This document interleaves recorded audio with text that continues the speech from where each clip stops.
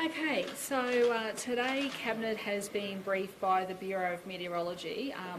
As you're aware, National Cabinet was given a briefing previously, but we wanted to get an up-to-date information from our Bureau here today. So Cabinet was briefed, and Laura will provide a further update, but essentially what we are seeing is wet moisture across Queensland. We are expecting a lot more rain.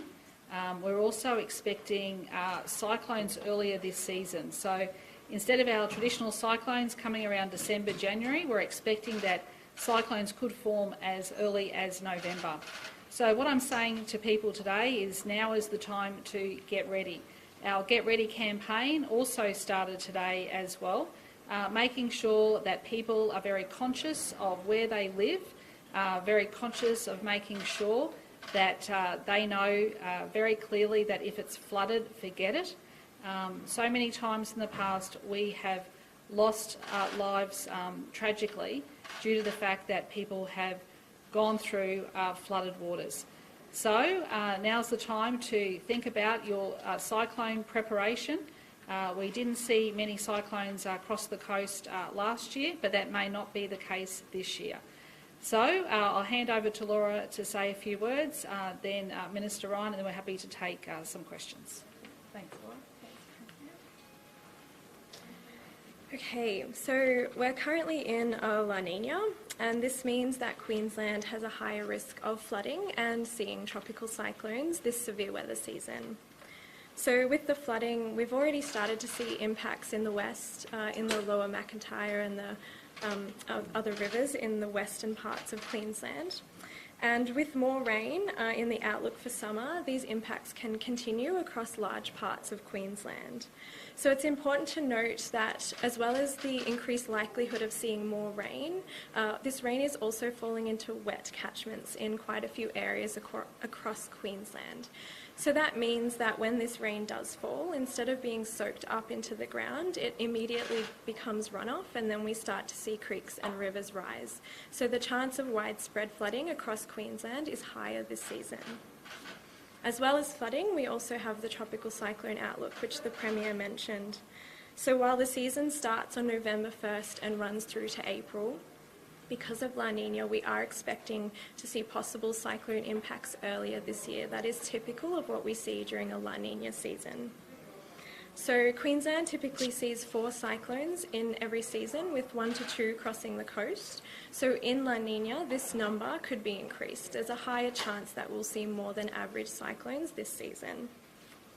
So in terms of Get Ready from the Bureau of Meteorology, we're encouraging all Queenslanders and all Australians to download the Bureau of Meteorology app, enable push notifications so you're getting those warnings and forecasts at the right time, and to also visit our website and become familiar with our products, especially our warnings, and as always, to follow preparation advice from emergency services. Thank you. Thank you. Thanks, Premier. Thanks.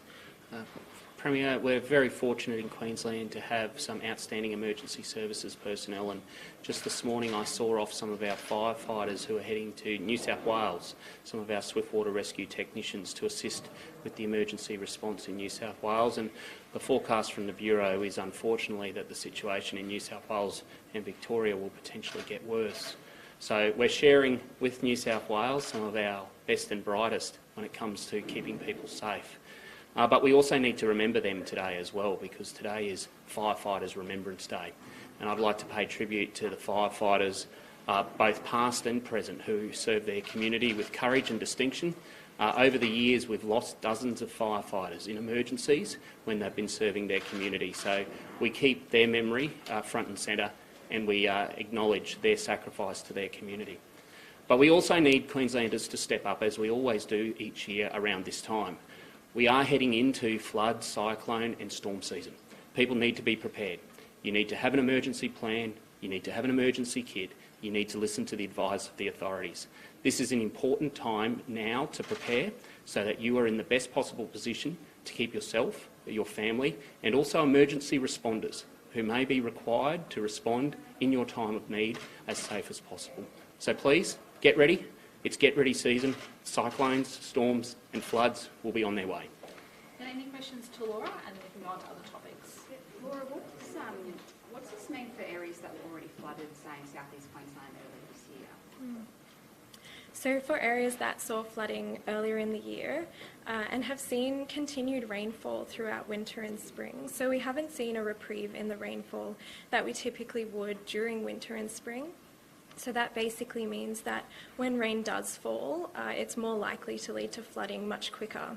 So typically our flooding season in Queensland peaks around February, March, because that's how long it takes for the catchments to soak up the water that falls throughout summer. But that's simply not the case this season. So a lot of the catchments are saturated, so when the rain does fall, we'll see rivers and creeks start to rise really quickly.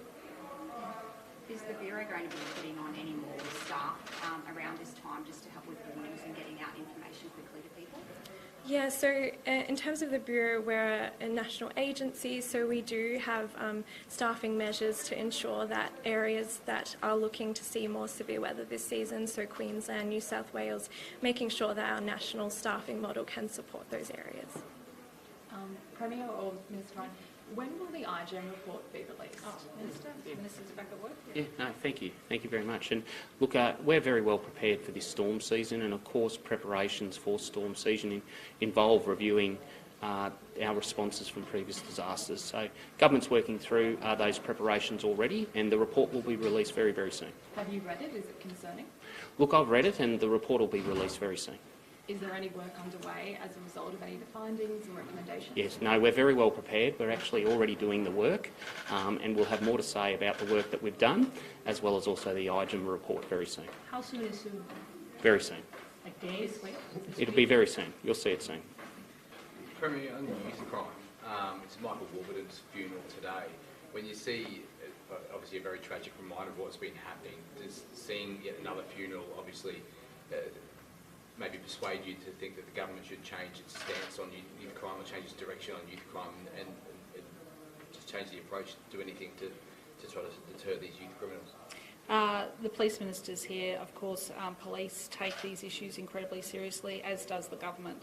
That's why we have record funding going into battling youth crime, but also too there is a presumption against bail. Premier, Sean Drummond was appointed as the Director General of Health on Friday. The release went out. There have been previous reports that he is subject to an investigation into suspected corrupt conduct. Do you know if that investigation is still ongoing? You'd have to ask the CCC. I'll find out for you. We tried to ask Metro North and they wouldn't. Okay, I'll find out. Can I just say I have every confidence in Sean Drummond as the Director General of the Department of Health.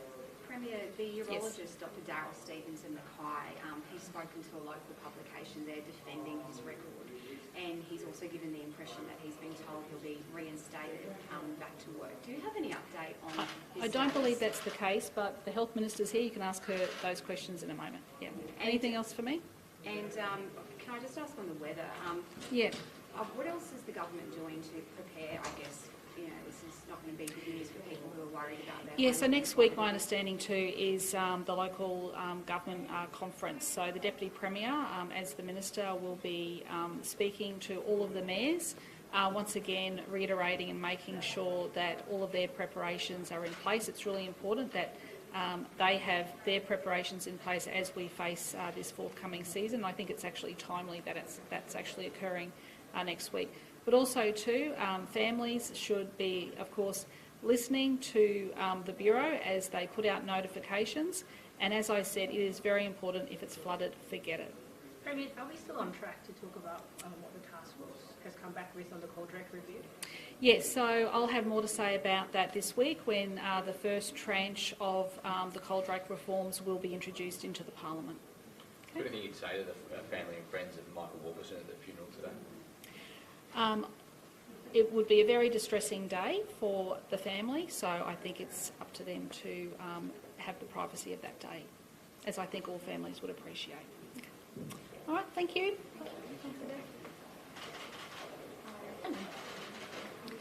Oh, these a bit high.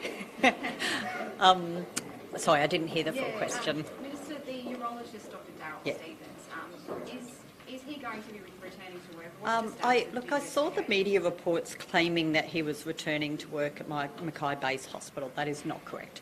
I'm not sure where those reports have come from, but I have confirmed with my department, I've confirmed with the interim chief executive, and there is no decision whatsoever to have him return to the workplace at the current time. That suspension is still in place. Will APRA or even the Health Ombudsman be involved in the investigation? How's that? Well, it was referred to the Office of the Health Ombudsman. It's up to the Office of the Health Ombudsman as to whether there's also a referral to APRA. They sort of share those sorts of investigations, so whether they're both doing investigations on one or the other, it's still under the same regulatory framework. So, I know that's where the referral was made. I understand the Health Ombudsman's office is doing an investigation, but I'm unaware if APRA is as well, separate to that. But as I say, it's under the same regulatory framework anyway. Is that internal investigation still happening, or is that concluded? So, internal investigation. Well, there isn't. The investigation is the referral to OHO. So there was the referral of a number of doctors. I think what the interim chief executive is doing as well is going back and having a look over the clinical cases to satisfy herself whether there's any other issues that should be referred of concern. But certainly that referral has already been made. So you extended the amount of time that the HHS board can Yes. explain why they should hold this act. Is there a chance that that can be extended again, or is that the final? There'd have to be pretty strong reasons to justify a further extension. I think an extra week is more than reasonable. Where there has been show causes given to hospital and health service boards previously, it has been a very short period of time, a week or less. So I think an additional week should be more than adequate, and that is what their legal representatives have asked for. Jared Blaisdell wants you to lose your job and says the LNP will be putting the pressure on you during Parliament this week. Are you ready for it? I'm not surprised. I mean, the opposition calls for someone to be sacked every day. I think the other week I lost track. I think they asked for at least 4 in a given week. So, I'd be shocked if they don't, because that's just their motto. That's what they do. I'm getting on with actually looking at what we can do to reform the health system to deal with the incredible pressures. I was interstate on Thursday and Friday last week with the health ministers, meeting with the Commonwealth and every state and territory health minister, and also on Friday we held a roundtable with Aboriginal and Torres Strait Islander health stakeholders to look at what else we can do around health equity and our workforce. So we're getting on with dealing with those pressures. I've responded to this report as quickly as I possibly could, and I'm proud of the team we've now got around us leading health to help us with that massive reform piece that we're going to need to make sure our health system's sustainable into the long term. Minister, do you know if Sean Drummond is still subject to that investigation? Is this suspected corrupt conduct to do with the defamation action? Look, I'm not aware of any current investigation by the Crime and Corruption Commission. Look, I believe that's ongoing. At the same time, I wouldn't be informed if there was necessarily the status of that, because that is being done obviously independent of me and my office. What I do know is, people have a right to make allegations and complaints, but there has been no findings against Mr Drummond. He's highly regarded and respected, and I think he's done a very good job as he was the Acting Chief Operating Officer and as the Acting Director General in helping lead the reform that we need in the system, and I have all confidence that he will continue to do a very good job as the Director General. So in terms of if that investigation did come back and there was a finding against him, like anyone else, if there's findings that show that there needs to be action will be taken. But at this point, and there's been different complaints and investigations over a period of time, there are no findings in relation to his conduct. That local news article that sparked Molina's question in the first place, have you read it? I have. Is the contents of that concerning to you? Oh, look, that is an individual giving their opinion. That individual has been referred to the Office of the Health Ombudsman. There is a suspension in place. I'm not going to comment while those investigations are ongoing. Thanks, everyone. Thank you.